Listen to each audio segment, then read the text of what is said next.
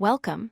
Today we are exploring a fundamental concept in calculus called the Extreme Value Theorem. It is a powerful tool that guarantees the existence of maximum and minimum values for functions under specific conditions. So, what does this theorem actually say? Simply put, it is a guarantee of success. The theorem states that if you have a function that meets two specific criteria, it is absolutely certain to have a highest point, called the absolute maximum, and a lowest point, called the absolute minimum. Here are the two essential ingredients. First, the function must be continuous. This means there are no breaks or holes in the graph. Second, we must be looking at a closed interval from A to B, where the endpoints are included. Let's visualize the first condition. On the left, we have a continuous smooth curve. The theorem works here. On the right, we have a discontinuous function with a jump or break.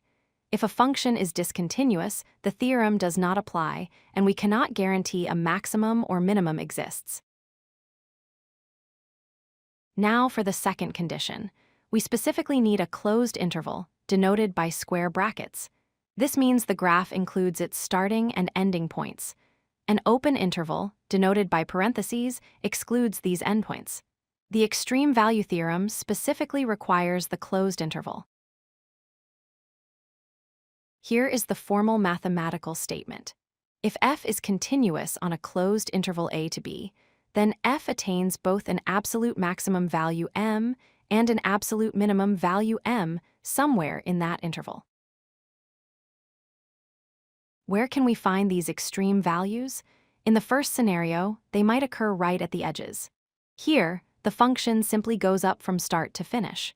The lowest point is at the start, and the highest point is at the very end.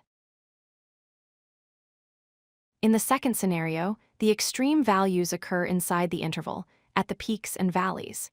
Here, the maximum is at the top of the hill, and the minimum is at the bottom of the dip, not at the starting or ending points.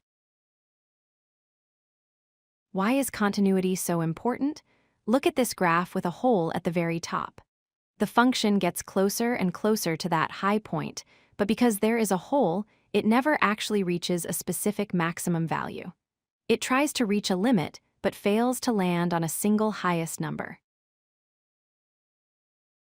And why do we need a closed interval? Consider the line y equals x on an open interval from 0 to 1.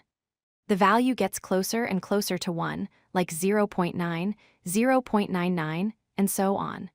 But since 1 itself is excluded, there is no single highest number that the function actually touches. Think of it like hiking a mountain trail. If you walk from the trailhead to the summit without teleporting, you essentially trace a continuous path. At some specific moment during your hike, you were inevitably standing at your highest elevation, and at another moment, you were at your lowest elevation. To summarize, remember this checklist.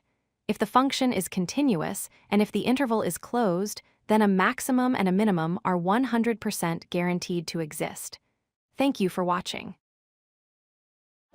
If you like this video, hit that like button and don't forget to subscribe. Visit codelucky.com for more such useful content.